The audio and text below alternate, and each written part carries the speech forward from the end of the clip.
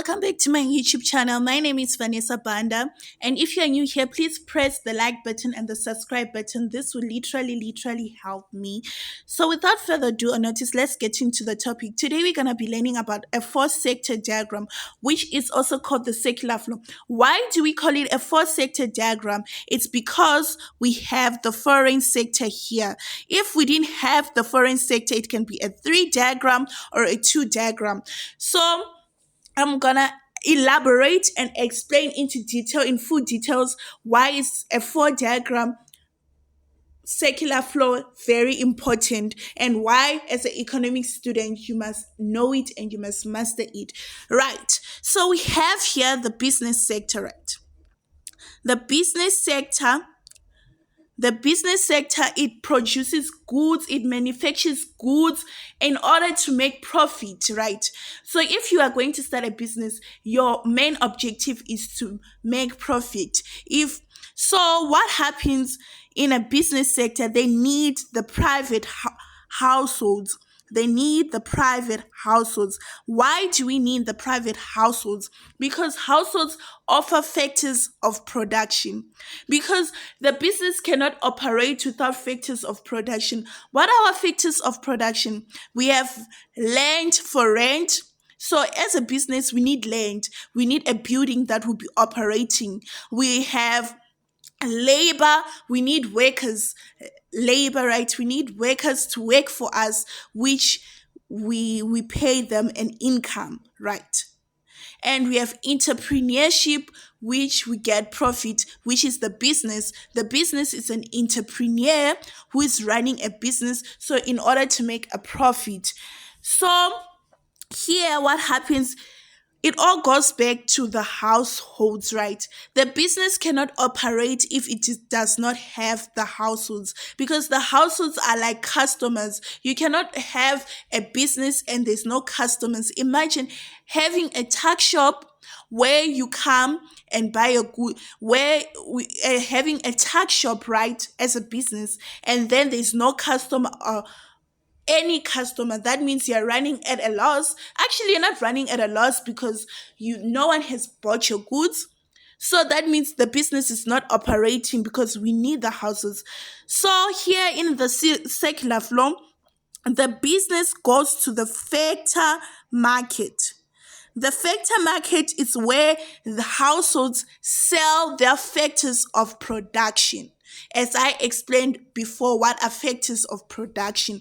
As you see this arrow, it comes from the factor market to the households, as I was explaining, that the business goes to the factor market. The factor market is where households sell their factors of production. As you can see, when it goes to the factor market, it employs people.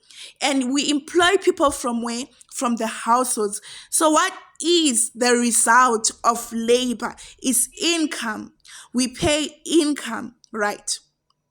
We pay income to our employees. And then you remember I told you how business buy factors of production from households. As I told you, the remuneration for this, an entrepreneur gets profit. For land, they get rent.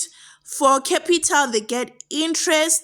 For labor, there's income, wages, or salaries. So the business cannot operate without households. Households are very important in our circular flow model. So we can have a two sector. Don't be surprised in the exam. Usually what they do in the exam, they don't give you a four diagram sector. They'll give you a two sector diagram. So when they give you a two sector, you just know that it's the business and the households because they need each other to operate.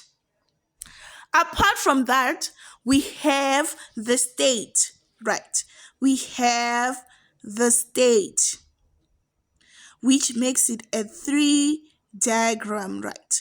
Three diagram circular flow. What does the state do?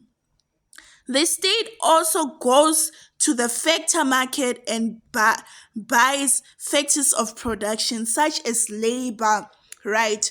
Because the state needs people to work for them. The state also produces goods and services such as electricity, health and care.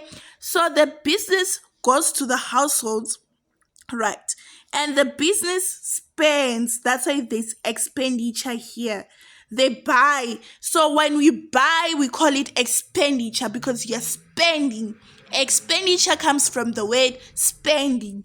So what happens is that the production factors, as I was saying, they need the laborers and the what, and that's our production factors here. So what happens is that the state provides public services such as healthcare, electricity, water, and all that. But for the business sector, right, they offer income, right? Why do they offer income? Because they have produced the goods, and the goods are produced by the private households. Remember, they're the workers, they are working for the business, right? So when they are working for the business, that means they are producing goods. When they produce goods, what the business does, it pays them income. It pays them income. From these goods, what the business does, it sells it to the private households. That's why it's called a circular flow, because it starts this the private households sell their factors of production to the business and to the state, and then the business employs the households, which they earn an income for producing goods, and then those goods are bought by households. That's why we call it the circular flow, because it's going round in circles. And for these goods that are produced, right, for these goods that are produced, we have the foreign sector here. The foreign sector, we call it export payment. We export our goods to foreign sectors, to foreign countries.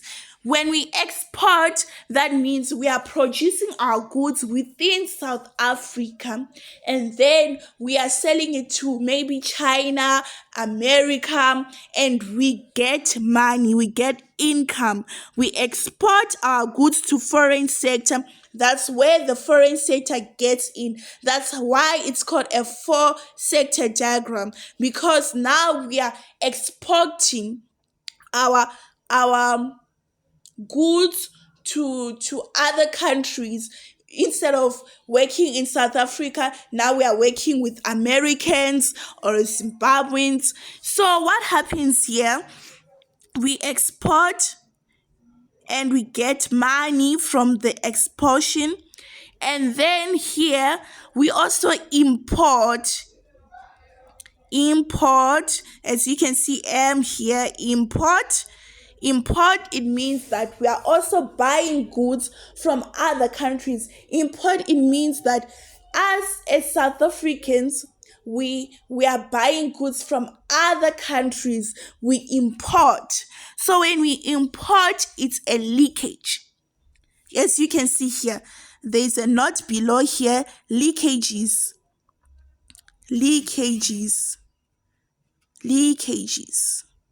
So when we import, it's a leakage. Why is it a leakage?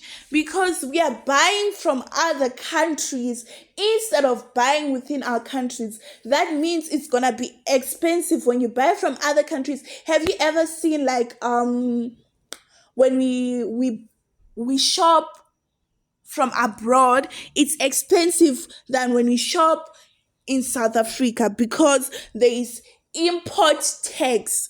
So the states charges import tax. So these charges is a leakage, because now instead of that money that was supposed to be an income in South Africa, now it's an income in America, because we are buying goods from America.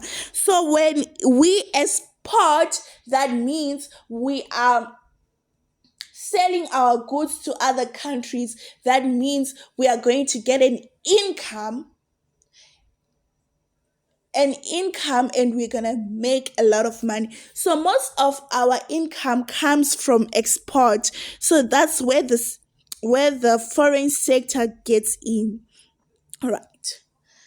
So I hope you understand